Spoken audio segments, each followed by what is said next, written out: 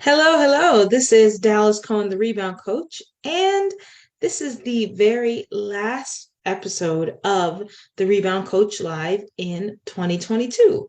And I don't know if that's exciting for you, but it's exciting for me. I am honored and just really blessed that I'm able to come every week to you in some form or fashion, whether we are live in real time or we are pre recorded like we are today, to give you a bit of encouragement and equipping, inspiration, motivation to get you where you want to go in life. And so today I am talking about how to prepare for the new.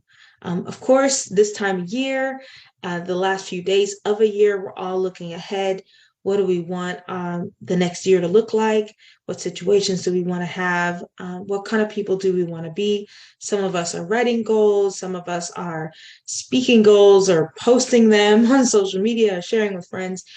Everyone's kind of thinking about what we'd like the future to be. And so I just want to bring a few simple principles on how to prepare ourselves for what's next. Okay, so I'm only bringing three. This is going to be quick. And in case you're not sure, like who are you and why is this on my timeline? And if you've never had the opportunity to share virtual space with me, I'm so glad that you're here today. Again, my name is Dallas Cohen, otherwise known as the Rebound Coach. You can see up there. Okay. um, and I'm a life coach. Life coaches help people get unstuck in different areas. And so I have the honor of helping women high achieving women of faith who've lived through betrayal, trauma, or abuse of any kind and want to reclaim territory in their relationship with themselves. And so,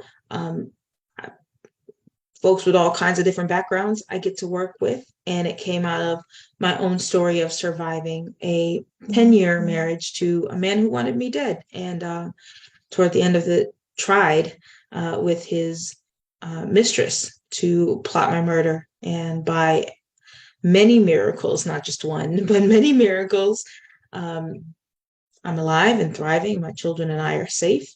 And we get to spend this time together today. So, if you're interested in that story, most folks, when I tell that, they have some questions. You can find that information over here. Nope. There. There. There. The way I'm recording it, it's a little awkward. But I've written a book. It's called I Choose Life.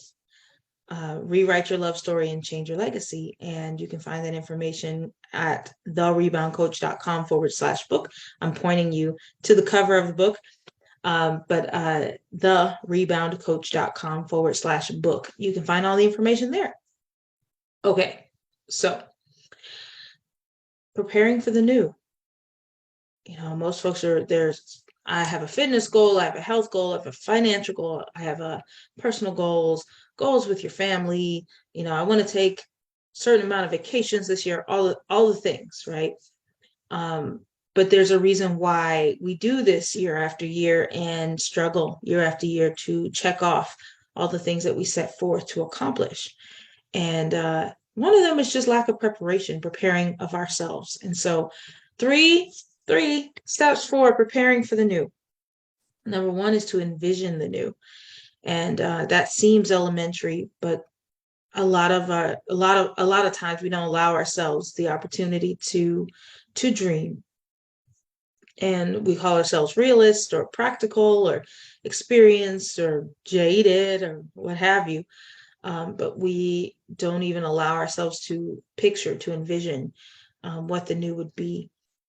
One of my mentors says, nothing becomes dynamic until it becomes specific.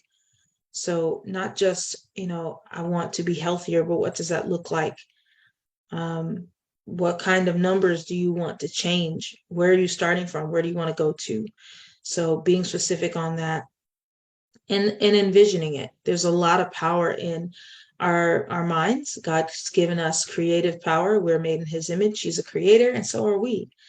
And not just life and death is in the power of the tongue, what we say, but the mouth speaks with an overflow of the heart. the heart being the seat of our emotions. So we can't nourish emotions. We end up saying, if what we say becomes the future and our heart determines what we say, it's important to tend to the heart.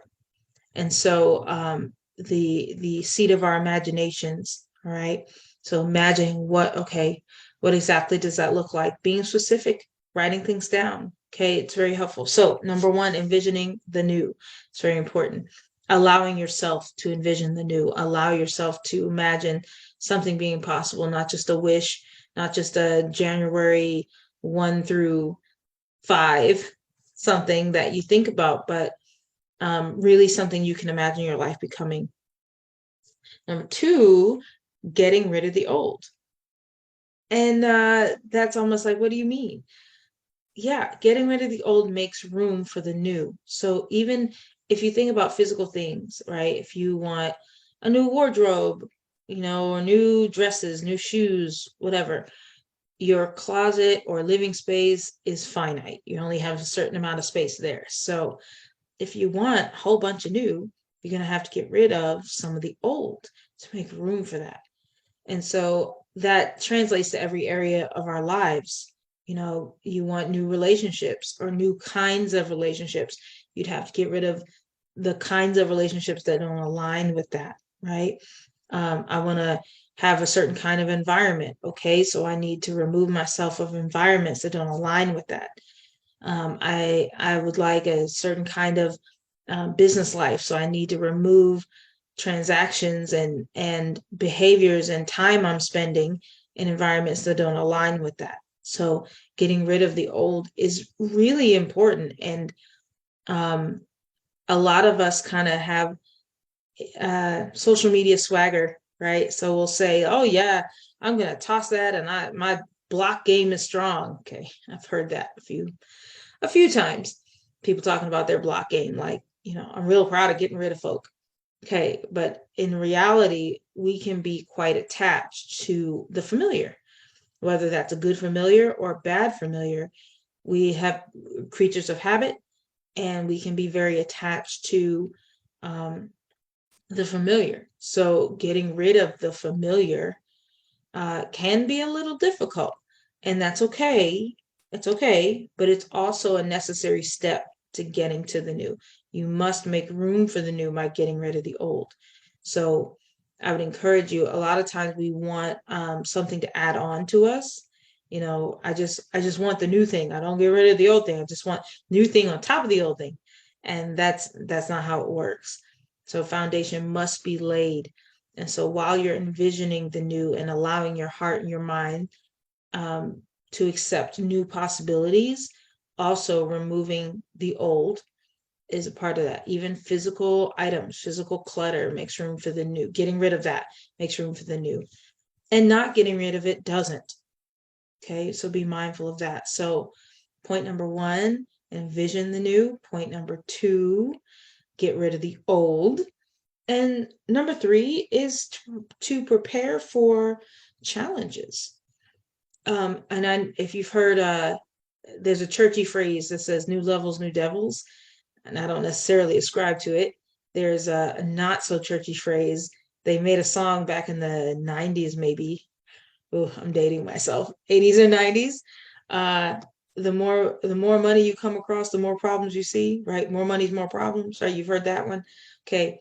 I don't necessarily ascribe to either of those, but what I can say is as we all evolve, as we all grow, as we all mature, and new opportunities do come, and you say yes to new opportunities, it demands change. It demands internal change. It demands external change. So there's going to be challenges you haven't faced before with skills you haven't yet learned. Okay, so it's going to require things that you have not had to do before. And that's okay.